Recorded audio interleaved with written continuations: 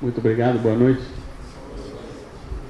Eu percebi que o Thiago estava olhando o teu slide lá com o número de 100 milhões de funcionários e estava contando na mão quantas regras ele precisa abrir para botar todo mundo aqui dentro. Bem, o que muita gente pensa sobre inteligência artificial é isso, né? Ela vai tomar nosso trabalho, ela vai tomar nossa vida e é sobre essas questões negativas. Então, essa é a Sofia. A Sofia é um humanoide, não sei se vocês conhecem ela, depois botem o nome de Sofia no YouTube e conheçam a Sofia. Ela é um robô de inteligência artificial. E eu estava pensando aqui com um amigo que aqui está presente, que em questões de anos, para vocês verem que tecnologia é uma questão de perspectiva, eu não vou precisar da minha sogra, porque a Sofia vai poder fazer todas as funções que ela faz, então eu vou poder sair para cinema, etc. E não vou ter que pedir favores. Eu acho que o primeiro grande ponto na escalada de inteligência artificial foi o Diplo 2, na verdade o Diplo 1, Kasparov conseguiu ganhar do Diplo 1, mas o Diplo 2 foi que ele ganhou do melhor jogador do mundo de xadrez. Eu fui executivo da IBM, então eu tive acesso a um pouquinho de informações privilegiadas. O Diplo realmente venceu, mas ainda não foi tão bom bastante, né? Então essa tecnologia continuou avançando. E aí veio em 2011 no jogo de Jeopardy, que é um jogo de perguntas, né, mais ou menos como Quem Quer Ser um Milionário, esse tipo de jogo, que ele ganhou. O Watson venceu dos 2 maiores vencedores desses tipos de jogos, e isso já começa a entrar realmente numa área bem mais delicada, ou seja, computadores que conseguem se sobressair às pessoas mais inteligentes, e não aquele trabalho mecânico que a gente tinha visto. Porque até então, quando a gente fala de computação, essa questão de computadores ou máquinas vão tomar nossos trabalhos, a gente escuta isso desde 1800, né? Isso nunca ocorreu. O número de cavalos dos Estados Unidos diminuiu entre 1915 de 22 milhões, que eram as carroças, para 5 milhões em 1960, mas as pessoas não perderam o trabalho. O ATM disponibilizou que mais pessoas fossem abrir mais bancos, então as pessoas foram reusadas e não teve esse problema. Mas, de repente, quando um computador começa a se sobressair às capacidades cognitivas do ser humano, isso levanta algumas perguntas legítimas sobre esse problema.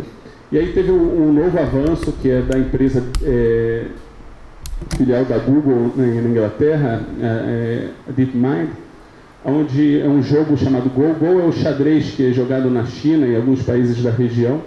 É um jogo de 19 por 19, né? E ele é interessante porque o número de possibilidades nesse jogo é mais ou menos 10 por 170, ou seja, você tem mais possibilidades nesse jogo do que a quantidade de átomos no universo, muito mais do que a quantidade de átomos no universo. Então, um jogo extremamente complexo, e será que o computador ia ser capaz de ganhar? Então, teve o AlphaGo contra o Lee Sedol, que é um dos melhores do mundo, e ele perdeu por 3-1. E eles falaram, não, mas acho que dá para fazer esse jogo ainda melhor. Como funciona a inteligência artificial? Você geralmente tem o que se chama training set. Você tem que pegar um histórico de jogos, ele estuda aqueles jogos, ele desenvolve modelos estatísticos com base nesse passado, e ele aprende a jogar com base nisso. Então falaram, a gente vai criar o AlphaGo Zero, que ele não vai pegar nada do passado, ele vai começar a jogar, vai aprender dos próprios erros, e com os próprios erros ele vai aprender a jogar. O AlphaGo Zero consome muito menos energia, menos força computacional, e botaram ele para aprender. Demorou para ele 48 horas para ele vencer o campeão do mundo, o Kanji, e ele ganhou do AlphaGo 100-0. Então, ele já tem um nível que nenhum ser humano é capaz de vencer. O que foi muito interessante nesse caso é que o Sr. Q lá, que é o campeão mundial, ele estudou como ele perdeu, e ele descobriu várias técnicas que nenhum ser humano sabia de como jogar, e ele foi jogar com outros seres humanos. Ele ganhou de 20-0, 20 partidas diferentes com os melhores do mundo, usando técnicas que ele aprendeu. Então, ou seja, as máquinas podem também ensinar o ser humano, e não é uma questão de uma direção. Esse é o principal ponto que me deixa preocupado quando a gente fala de máquinas, né? Então, a gente fala aqui dos Estados Unidos, a gente vê a produtividade do trabalho, que quando ela vem crescendo desde os anos 50, que é a linha cinza, né? E o PIB per capita vem subindo, teve uma caída por causa da crise em 2008, mas continua razoavelmente subindo. Mas aí você vê a linha verde, que mostra o número de empregos que as empresas privadas estão criando. Você vê que elas não estão conseguindo mais criar trabalho, não está valendo a pena mais criar trabalho contratando gente. E isso é uma mudança de uma tendência que já vem há mais do que 100 anos. E a gente vê a parte azul, que é a parte mais séria, é que a receita mediana das famílias americanas está estagnada, ou seja, não está aumentando, a produtividade está aumentando, ou seja, quem está rico está ficando cada vez mais rico, mas a mediana, aquele que 50% das famílias são menos ou 50% são mais do que aquele número, não está aumentando. E isso realmente é muito sério. Quando a gente olha homem contra a máquina, então tem os estudos de Oxford e de Yale, que mostra como cada profissão vai ser substituída por uma máquina, né? Então, as boas notícias é que por Oxford vai levar entre 100 a 150 anos para que a gente seja completamente substituídas pelas máquinas. Mas aí, dependendo da profissão que você está exercendo, pode levar bem menos também, né? Então, depende muito do que você faz. Por acaso ou não, eles determinaram que programadores de sistemas de inteligência artificial vão ser os últimos. A pergunta é se eles estavam sendo objetivos quando eles fizeram esse estudo. E o que a gente vê claramente é o nível da desigualdade aumentando e o que fortalece a questão que aquelas empresas que são produtivas precisam cada vez menos de gente, começam a lucrar mais e muito mais e aumenta a desigualdade. A desigualdade em si ela não é um problema, assim, se você está pegando as pessoas mais pobres e deixando elas mais ricas comparadas do que ela era, isso não é ruim. Mas a questão é que se realmente elas perderem trabalho, isso não vai acontecer em paralelo, vai ser aumento da desigualdade do ponto de vista negativo dela. Né? E quando a gente pergunta a pessoas, conforme o nível acadêmico delas vão subindo, se ela tem bacharelado, mestrado, doutorado, etc., como ela sente as necessidades dela de treinamento, conforme você vai subindo nessa hierarquia de conhecimento, mais você acha que você precisa se reciclar o tempo inteiro. Então, mostra essa dificuldade de você... o que eu sempre falava, eu comecei como programador aos 14 anos de idade, e quando eu deixei de ser programador e me perguntaram por que eu estava deixando de ser programador, se era uma coisa tão com tanta demanda, eu falei, é muito difícil você estar numa profissão que a cada 1, 2 anos, tudo que você sabe você tem que jogar no lixo e aprender uma coisa nova. Eu comparei isso na época como ser um professor de matemática na escola, que ele consegue começar a carreira e acabar a carreira dele com o mesmo nível de conhecimento, ensinando aquelas mesmas coisas. Então, cada vez está mais difícil você achar profissões que têm essa característica. Cada vez mais está tendo essa mudança. Um outro ponto que é sério, né? Então a gente mostra aqui novamente que os produtos manufaturados você consegue melhorar a performance deles, idem por causa das máquinas, mas as atividades e trabalhos na área industrial estão caindo em geral nos Estados Unidos. E aqui um ponto do Trump, né, que está vindo com essa política americana de fechar as fronteiras e do protecionismo americano. De cada 10 empregos americanos que foram perdidos e que ele quer recuperar fazendo um muro com o México e renegociando o NAFTA e essas coisas brilhantes dele, desses 10 trabalhos que os americanos perderam, só um foi por causa de trabalho que foi para um outro país. 9 foram por máquinas. Então, eu não acho que renegociar NAFTA ou fazer muros vai ajudar muito. Talvez é bom para ganhar eleições, mas não vai ser bom para dar emprego para os americanos. E aqui você vê a área industrial americana, então como ela vem caindo o número de trabalho nessas últimas décadas, e de novo, isso vem por automação e muito pouco por trabalho que é passado, por exemplo, para a China e para outros países.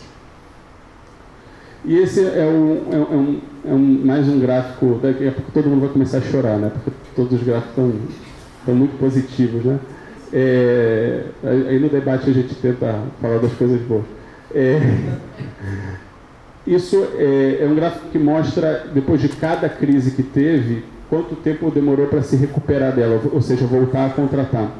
E o ponto aqui que chama muita atenção seria a linha marrom e a linha vermelha, porque são as duas últimas crises, praticamente, e você vê que está demorando depois de cada crise, voltar a criar empregos. Eu tento entender isso e eu entendo isso da seguinte forma: você está numa crise, você tem que sair da crise, você tenta sair da crise usando tecnologia e automação antes de voltar a contratar, ou seja, contratar é a tua última opção e não a primeira.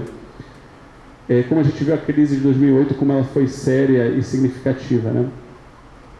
E aqui um outro gráfico que traz bastante preocupação. Se vocês veem do lado esquerdo, porque o gráfico foi cortado, então não dá para ver muito bem, mas isso é o número de bancos nos Estados Unidos que vieram fechando ao longo desde 1985 até hoje. Então existiam lá para casa de mais do que 15 mil bancos nos Estados Unidos, e vocês veem como rapidamente estão fechando bancos. Eu não estou falando fechando agências, estou falando bancos inteiros que estão ou estão sendo comprados ou literalmente estão quebrando ou desaparecendo. Então, e essa é uma pergunta muito grande que eu tenho a fazer. Pelos dados que eu analisei, a razão desses bancos estarem fechando é a internet. Ou seja, a gente entende que com o acesso à tecnologia não precisa tantos bancos, porque um banco pode atender diversos locais. Mas se isso é uma tendência que vai além de bancos, então será que a gente precisa só de 2, 3 seguradoras no mundo? E será que, como o fundador e presidente da Udacity, que é um MOOC, Massive Online Courses, é uma universidade dessas da internet, que fala que em 50 anos vão ter talvez 10 universidades. Então aqui a gente vê o número de universidades que veio ao longo dos últimos 1000 anos, né, como subiu o número de universidades, e a pergunta se isso vai seguir a tendências dos bancos americanos, né? E isso é muito sério porque isso, além do emprego, né, então cada vez menos opção de emprego, porque vão ter menos empresas, isso você entra também na questão da concentração de poder de certas empresas e da capacidade delas de definir o preço, de ter uma inflação e de aumentar a desigualdade. Agora vocês podem enxugar os olhos. Aqui é o número do lado esquerdo, né? O número de investimentos em valor em empresas de economia compartilhada. Então, soluções como Uber, Airbnb, etc. Então, a gente vê que cada vez mais está crescendo o investimento nessas áreas, né? Então, em 2013, a gente está vendo 117 empresas, quase todas americanas, né, no valor de acima de 1,5 bilhões de dólares. O que a gente tinha já visto, quase todas essas empresas, é que eu pergunto, né, cadê o Brasil? Agora, o mais interessante aqui nesse gráfico do meio, que já foi mostrado aqui, é o caso de Israel. Então, olhem que todos os países aqui são realmente países grandes, são dos maiores países do mundo: Estados Unidos, China, Índia, Canadá, né, Alemanha, França, Espanha, são países muito grandes. Aí tem Israel. Israel é menor do que o Rio de Janeiro, tem uma população de 8,5 milhões de habitantes, menor do que a do Rio de Janeiro. E se ele consegue estar no mapa, como a gente tem a desculpa que é um país de 204 milhões de habitantes, com a quinta maior dimensão, nem aparece no mapa. Então, uma pergunta aí para todos vocês. E aqui a gente vê o número de registros de patentes de inteligência artificial, e novamente, o Brasil, como se nada disso existisse. Parece que talvez, né, uma explicação, quando nossos políticos estão preocupados em não serem presos, então a gente deixa a educação de lado, o investimento em pesquisa e desenvolvimento, que é o motor de uma sociedade. Investimento no futuro. Então, aqui falando um pouco já do mercado de trabalho. O que a gente vem vendo, está vendo cada vez mais o mercado de que se chama online outsourcing, né? Sites como Fiverr, Freelancer.com, Uptime, GetNinjas no Brasil. Então você vê que cada vez mais temos mais empresas e mais investimentos nessa área de freelancing e microwork. Microwork é mais ou menos 10% do mercado desse que se chama OO, né? Online Outsourcing.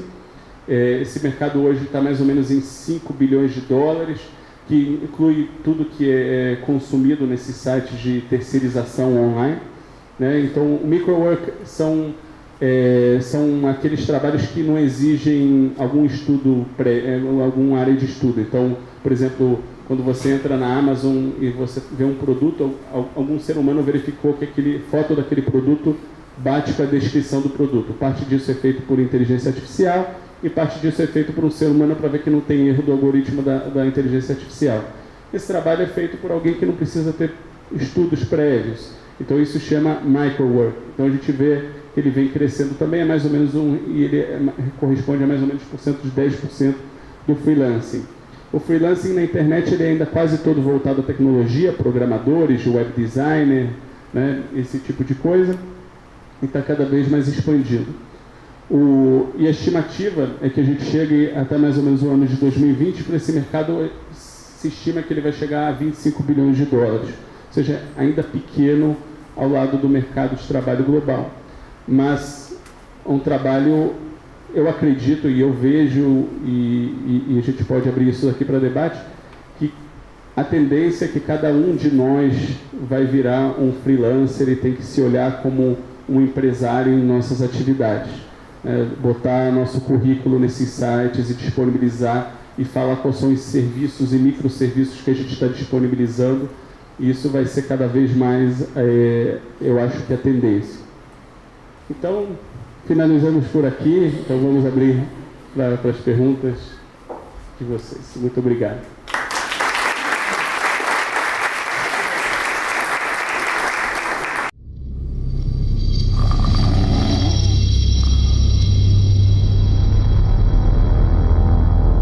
Como eu vou pagar todas essas dívidas? Se os fornecedores pararem de me entregar a matéria-prima, vai ser o fim? O que vai ser de todos esses processos na justiça? O concorrente está vendendo abaixo do preço do meu custo. Malditos! Vou acabar perdendo os meus melhores clientes?